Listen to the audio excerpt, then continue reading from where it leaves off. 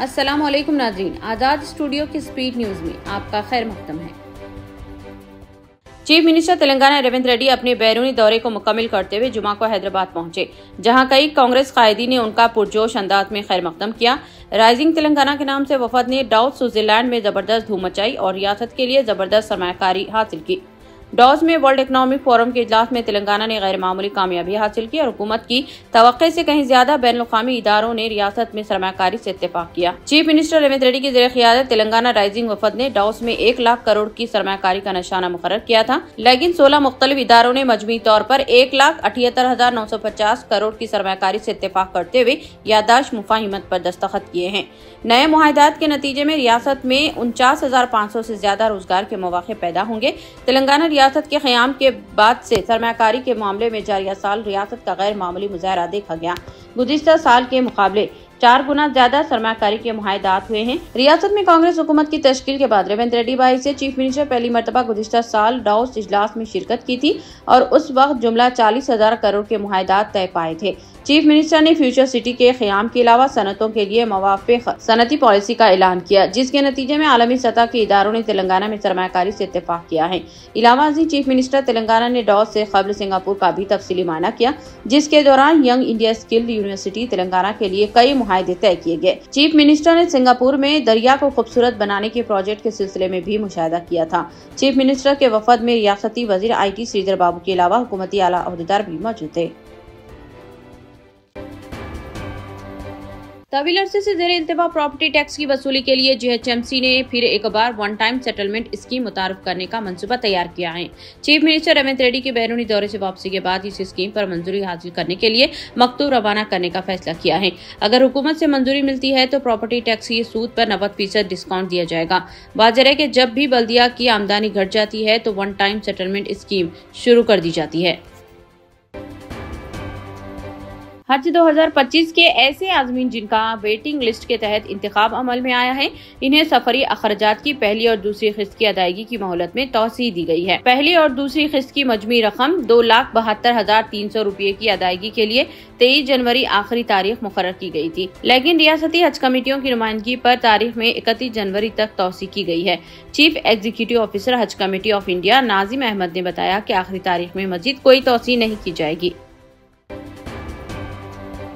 अमेरिकी अदालत ने सदर डोनाल्ड ट्रंप के मुतनादा एग्जीक्यूटिव ऑर्डर को गैर आईनी करार देते हुए इस पर आर्जी तौर पर रोक लगा दी है। ये ऑर्डर अमेरिकी शहरियत के कानून के खिलाफ था और इसके तहत अमेरिका में पैदा होने वाले उन बच्चों की शहरियत खत्म करने की कोशिश की जा रही थी जिनके वालिदीन अमेरिकी शहरी नहीं हैं। ट्रंप ने अपने सदर बनने के फौरन बाद इस ऑर्डर पर दस्तखत किए थे, जिसके मुताबिक गैर अमेरिकी शहरी वालिदीन के बच्चे जो अमेरिका में पैदा होंगे, इनकी शहरियत मनसूख की जानी थी। इस फैसले के खिलाफ डेमोक्रेटिक पार्टी के ज़ेर क़ियादत 4 रियासतों ने अदालत में दरख्वास्त दायर की थी। समाअत के दौरान US डिस्ट्रिक्ट जज जॉन कॉफनर ने वाज़ेह तौर पर कहा कि ट्रंप का ये हुक्म अमेरिकी आइन की 14वीं तरमीम के खिलाफ है। हैदराबाद में तेलुगु फिल्म इंडस्ट्री से वाबस्ता शख्सियतों के खिलाफ इनकम टैक्स की तलाशी मुहिम आज चौथे दिन भी जारी रही। फिल्म डेवलपमेंट कॉरपोरेशन के सदर नशीन और प्रोड्यूसर दिल राजू की क़यामगाह और दफातर पर आज भी इनकम टैक्स के अहदेदार मौजूद थे। माइत्री मूवीज और मैंगो मीडिया के इदारों पर भी धावे किए गए। बताया जाता है कि हाल ही में रिलीज हुई 2 बड़ी फिल्मों की आमदनी का पता चलाने के लिए इनकम टैक्स हुक्काम ने 55 टीमों की तश्कील अमल में लाई है, जो मुसलसल तीसरे दिन भी धावों में मसरूफ हैं। डॉक्टर सुकुमार और दीगर फिल्म फाइनेंसर्स की क़यामगाह पर भी धावे करते हुए बैंक अकाउंट्स का जायजा लिया गया। बताया जाता है कि हैदराबाद में 5 अलहदा मुकामात पर धावे आज भी जारी रहे। हैदराबाद एयरपोर्ट मेट्रो अथॉरिटी ने मेट्रो रेल के दूसरे मरहले की तौसीह मियाँपुर ता पटन चेरू की तफसीलात का ऐलान किया है। मियाँपुर ता पटन चेरू 13 किलोमीटर तक मेट्रो रेल कॉरिडोर की तामीर में 10 मेट्रो स्टेशन कायम किए जा रहे हैं। मियाँपुर ता पटन चेरू एलिवेटेड कॉरिडोर में मेट्रो रेल की आमदरफ्त रहेगी। दूसरे मरहले में तामीर किए जाने वाले कॉरिडोर 7 में मियाँपुर ता पटन चेरू शामिल है, जिसकी तामीरात पर 4,107 करोड़ रुपए खर्च किए जाएंगे। सऊदी अरब की 40 साल 19 बच्चों की मां ने दुनिया भर की लड़कियों और खवातीन के लिए तालीम के मैदान में एक बेहतरीन मिसाल पेश की है। कहते हैं कि अज़्म हौसला पुख्ता और मजबूत हो तो कोई भी चीज हासिल करना नामुमकिन नहीं। इसी तर्ज पर सऊदी अरब की एक शादीशुदा खातून हमदा अल रोआली ने भी कुछ ऐसा ही कर दिखाया। सऊदी खातून को तालीम हासिल करने का बचपन ही से बहुत शौक था, लेकिन वालिदी ने उनकी जल्द ही शादी कर दी और देखते ही देखते वो 19 बच्चों की मां बन गई। इतने ज्यादा बच्चों की पैदाइश और परवरिश के बावजूद इस खातून ने अपनी तालीम हासिल करने के शौक को कभी फरामोश नहीं किया। आहिस्ता आहिस्ता हमदा एक कोर्स मुकम्मल करते हुए बिजनेस स्टडीज में PhD की तालीम मुकम्मल की।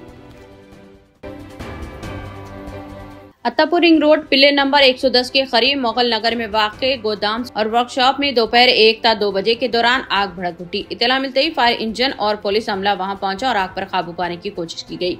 मजलिस रुकने असेंबली कौसर मोहिउद्दीन ने भी मुकामी हादसे पर पहुंचकर मुआयना किया। उन्होंने बताया कि इस हादसे में कसीर माली नुकसान हुआ है। उत्तर प्रदेश के संभल में 24 परिक्रमा के दायरे में 19 कुएं हैं, जो इंतजामिया की तलाशी मुहिम के दौरान तकरीबन बाजियाब हो चुके हैं। अब इंतजामिया की जानिब से इन कुओं को गैर कानूनी कब्जे से आजाद कराकर इसे खूबसूरत बनाने का दावा किया जा रहा है। इस हवाले से म्युनिसिपालिटी के EO मणिभूषण तिवारी ने कहा है कि सभी कुओं को तकरीबन तलाश कर लिया गया है। कुछ कुएं म्युनिसिपल इलाके में हैं और कुछ देही इलाकों में वाक़े हैं। मारूफ कॉमेडियन कपिल शर्मा समेत बॉलीवुड के 3 अदाकारों को धमकी आमेज ईमेल्स का मामला सामने आया है। जराये के मुताबिक कपिल शर्मा के अलावा जिन फनकारों को धमकियां दी गई हैं, इनमें राजपाल यादव, रिमो डिसूजा और सुगंधा मिश्रा शामिल है। मुंबई पुलिस ने फनकारों को मिलने वाली धमकियों के हवाले से मुकदमा दर्ज करके तफ्तीश शुरू कर दी है। रियासती वजीर उत्तम कुमार रेड्डी के काफिले में शामिल गाड़ियां हादसे का शिकार हुई, तहम वजीर उत्तम कुमार रेड्डी महफूज हैं। ये वाकया मुत्तहदा नलगुंडा जिले के गरेडीपल्ली में पेश आया। रियासती वजीर हुजूर नगर से जान पहाड़ जा रहे थे कि अचानक उत्तम कुमार रेड्डी के काफिले के 6 गाड़ियां आपस में टकरा गयी।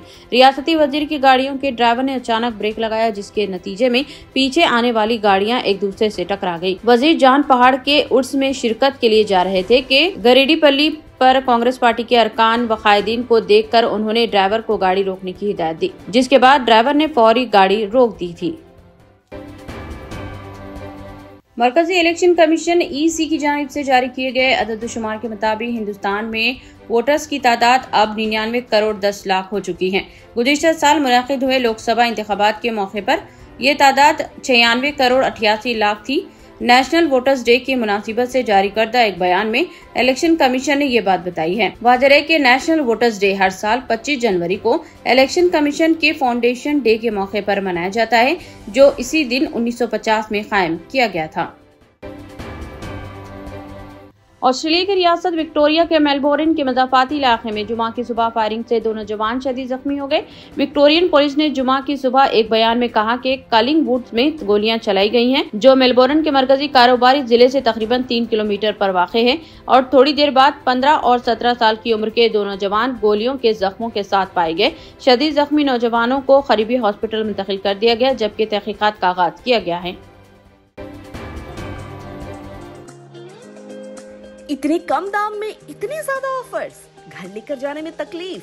नो प्रॉब्लम, अब आप घर बैठे ऑर्डर कीजिए और हम करेंगे फ्री होम डिलीवरी। अब होगी बचत घर बैठे। अपने शहर में सबसे सस्ता आपका रेड रोज स्मार्ट।